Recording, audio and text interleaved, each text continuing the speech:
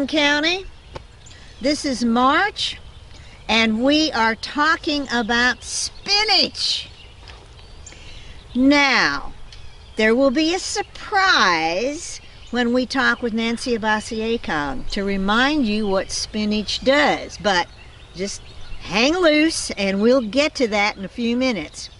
I am here with Sherry Green of Green Family Farms. Need to be sure of that. And they have everything, as I'm sure those of you who watch this regularly know. They've got livestock, they've got chickens, but we're here with spinach. Yes. And if we can keep the deer away, which I think you've done a remarkable job, we're going to talk about the lovely spinach that's growing right here at our feet. Yes. Now, my first question is for those of you that out there that are potential farmers, which you can do this probably in like a little bed in your yard. Oh, yes. Where the flowers grow, you could grow spinach. Absolutely. What time did you plant? What time of year did you plant this? I sowed this in the fall, and it has overwintered. Spinach is a cool weather plant and loves winter. It just laughs at the temperatures that we had. I did keep it covered in the coldest weather with row cover, and other things in the garden that we overwintered were showing some signs of stress, but the spinach just rocked on through. It was wow. It was amazing. Spinach is very hardy, but it will grow very slowly. It will stay very small through the winter, and the way to coax it along is to not harvest the stem. When you have your rosette of spinach, you want to just cut the leaf off at the very base of the leaf and leave that stem, and it will go ahead and slowly regrow. So I was able to harvest spinach throughout the winter doing it that way. And then now that the days are getting longer, we've got more sunshine and a little more warmth, the spinach is responding amazingly and it's beginning to grow aggressively. And so the leaves are going to get much, much bigger, and the plants will get taller. And like how tall from where they are right now? They'll make a mound about like this. Yes. Yeah, and so now my challenge is going to shift from, covering it and uncovering it and trying not to harvest it too frequently, to making sure I harvest frequently enough so that the leaves don't get big and tough. Yeah. Oh, of course. Because those stems will get tough actually, and so I'm going to. Now, have are we to start talking the keeping it stem that runs up where the leaf part comes out? Yeah. Oh, okay. And that stem. If the spinach leaves are too big to be tender all the way through, you can just cut that rib out. Right. Just sort lay it of like down, you do with a collard. Exactly. Mm-hmm. Precisely. Mm-hmm. And then you've still got all that spinach leaf. Right now, this is still very tender. I mean, you could just the entire pull that off and plant eat it. leaves are okay. Yeah. Okay. But I am seeing your crown, and we'll get some shots of that here in just a minute. Yeah. Of that would be what you're referring to as the crown. Yeah. And in the winter, the spinach would not get this big. It would look more like that. Like that would be a nice big leaf in the winter. Okay, but you wouldn't pick that big leaf. Is that correct? Or you could? Yeah, I would pick the biggest ones. Okay. And leave the little ones to go ahead and grow, and mature. And the nice thing about spinach is, now this is Bloomsdale spinach, a very standard old variety.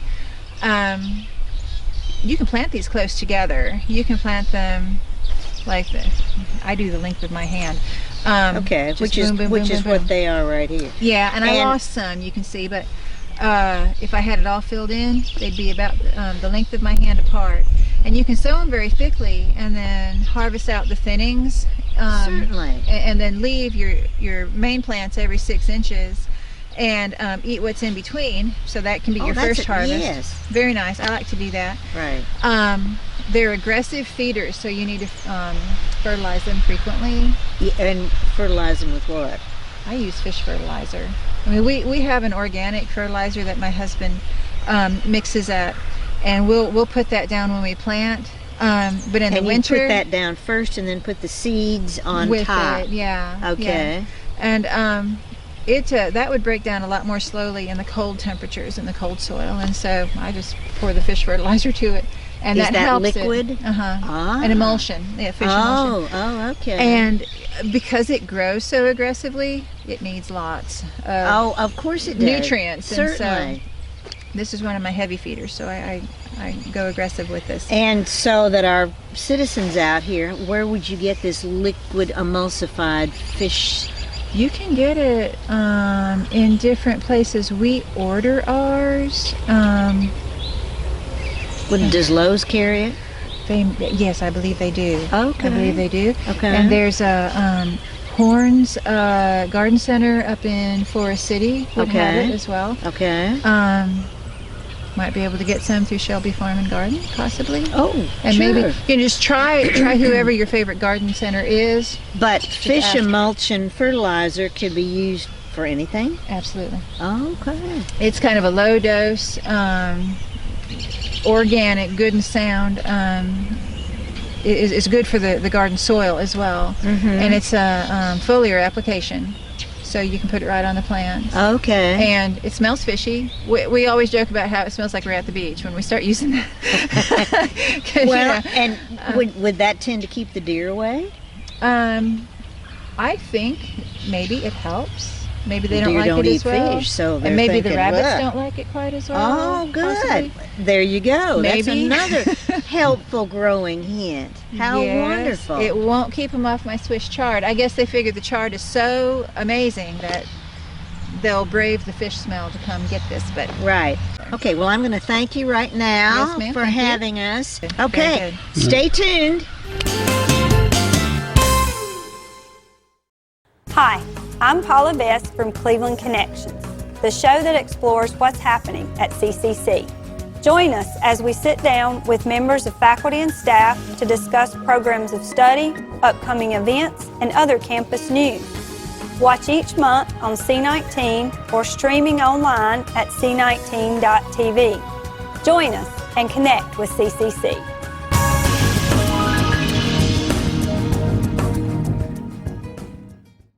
Only 2 years until graduation. Then what? The Advanced Manufacturing Academy is a partnership between Cleveland County Schools and Cleveland Community College. It offers you, rising 11th graders, the chance to learn job skills, earn valuable credentials, and complete your high school studies all at the same time.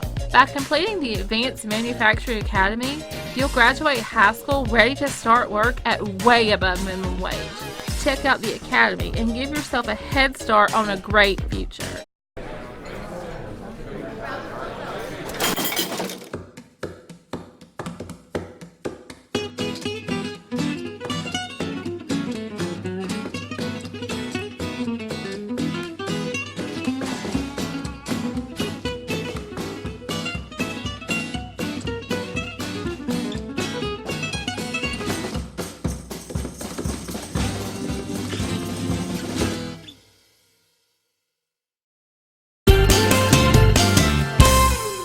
Well, welcome back, Cleveland County.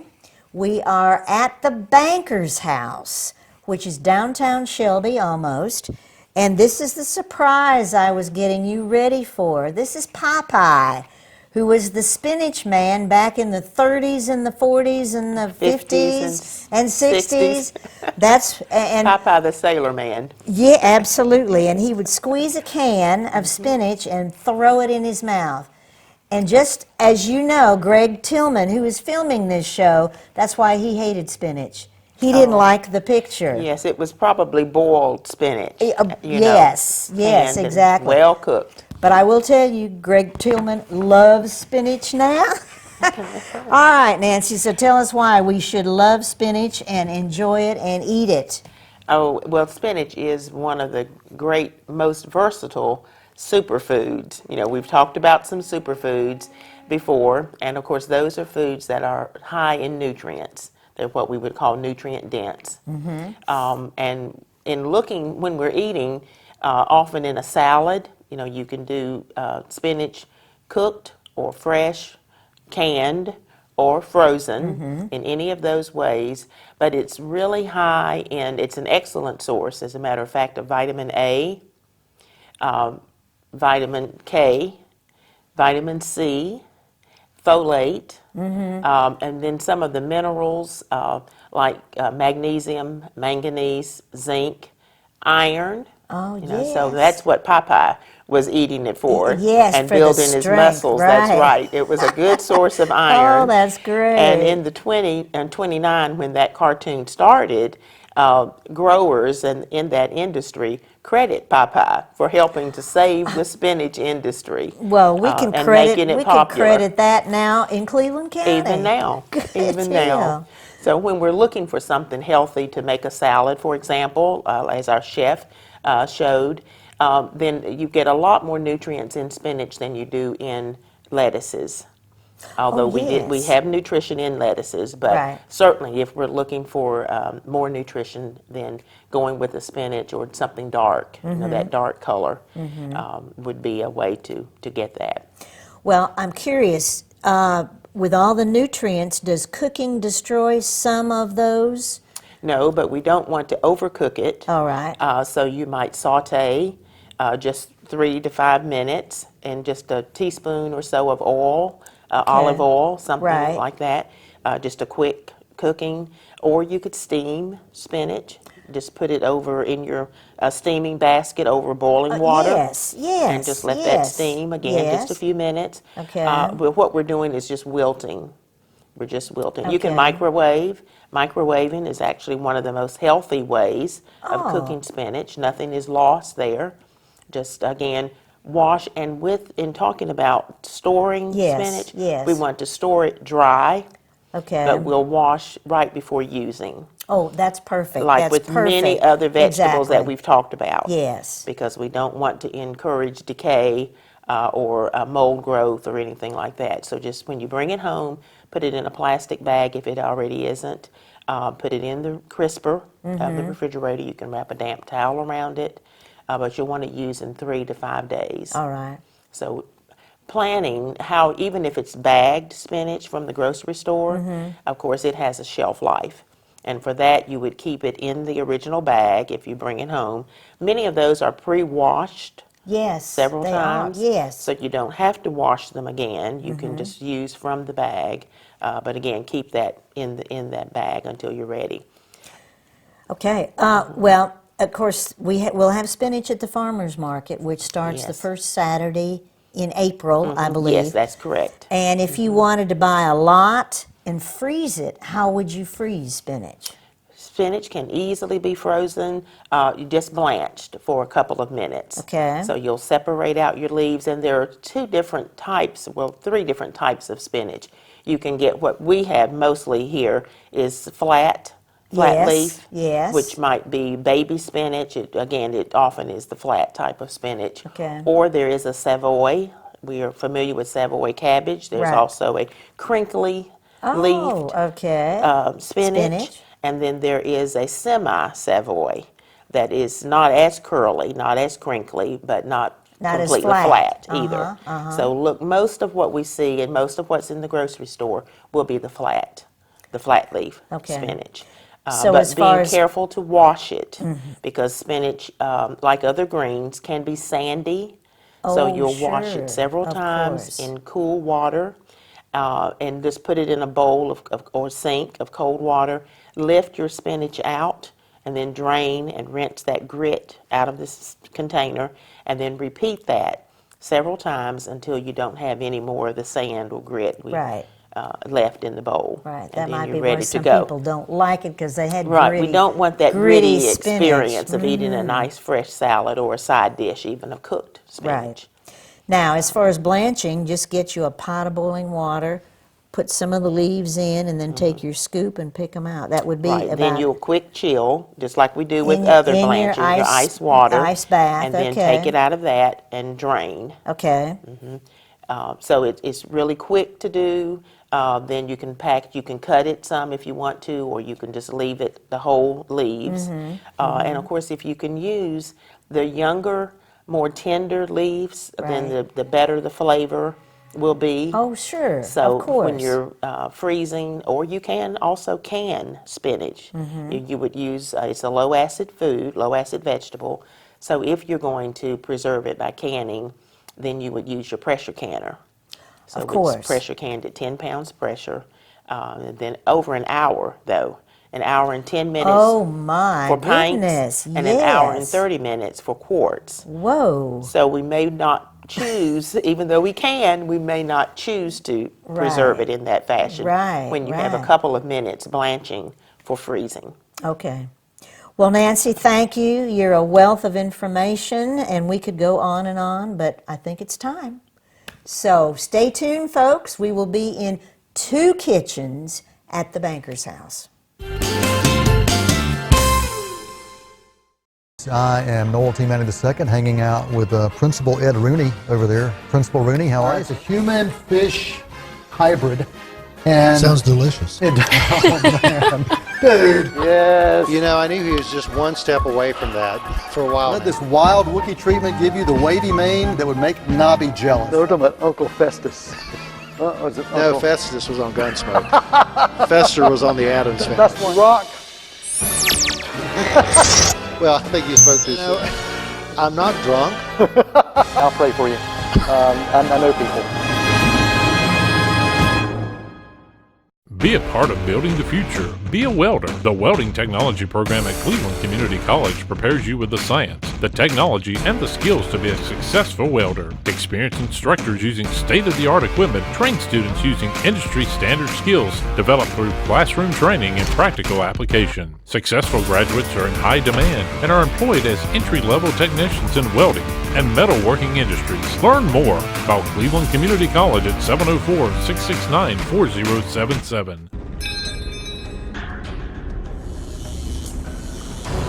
Arsenic, cadmium, fluorine, formaldehyde, rubidium, lithium. Do yourself a favor and don't image search for exploding e-cigarettes. What you don't know about e-cigarettes can hurt you. Are you ready to take all this in?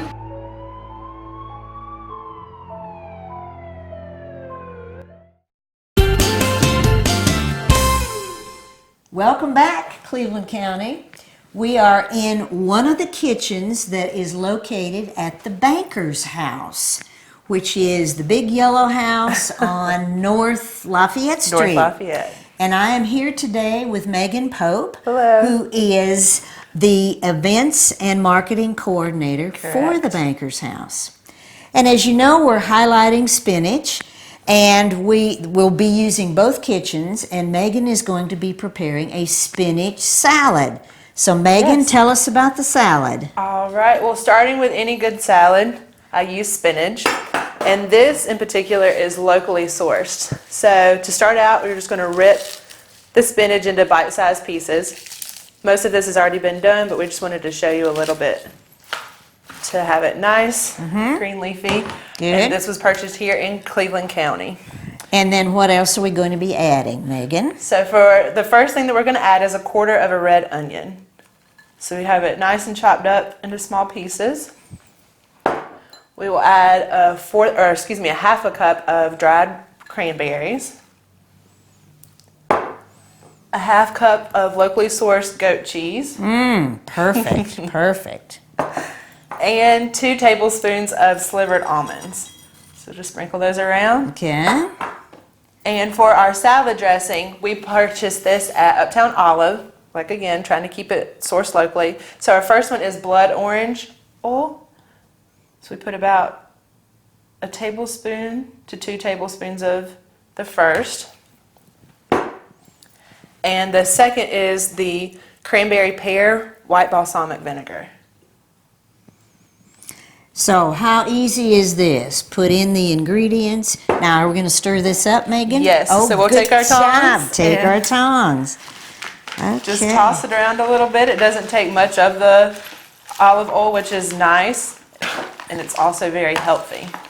And so she's sort of stirring that around. Yes. So okay, so that's it. Now we do have a prepared salad, and we were going to put that in a bowl, were we not? Yes, we are. So we will serve up a little. This makes for a great spring or summer salad. that you can find all the ingredients for at our local farmers market. So just take a little. Oh, and you know what I'm going to do? I'm going to add a little more vinegar. Go for it. I know, because this olive oil and vinegar is the best stuff.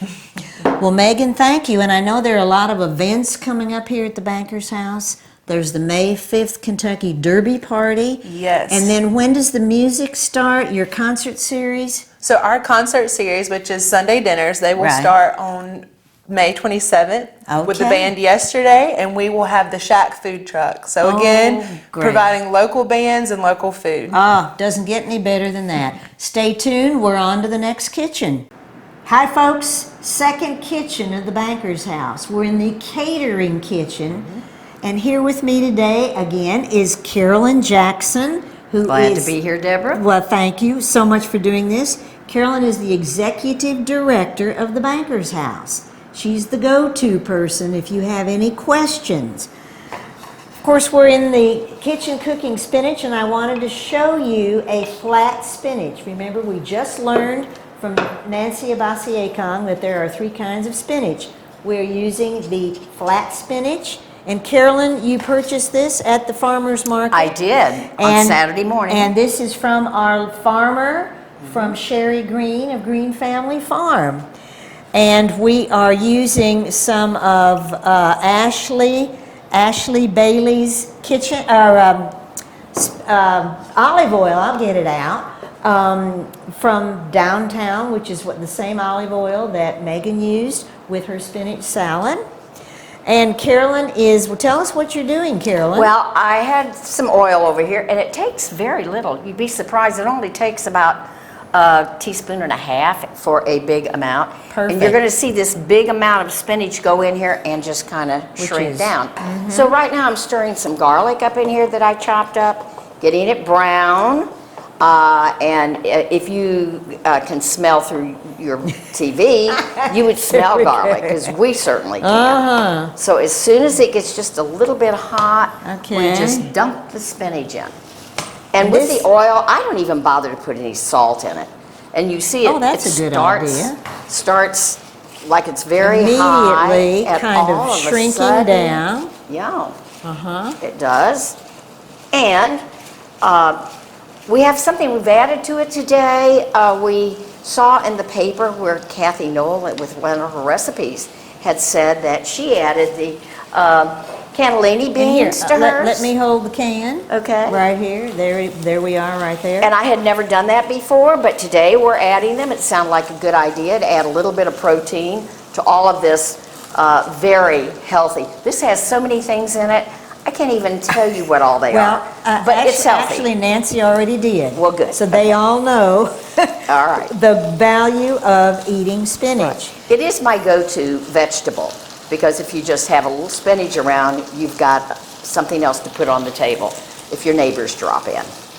Plus, of course, we have here vegetable protein and vegetable, all the good stuff in spinach. All the good stuff that keeps you from getting everything. Yes, yes. So Carolyn, and I know you've done another dish, and that is so this is what it would look like? It would look like this with the beans in it. With the beans in it, yes. Right. So, and I'm going to add a few of these in here and get them nice and warm. Beans.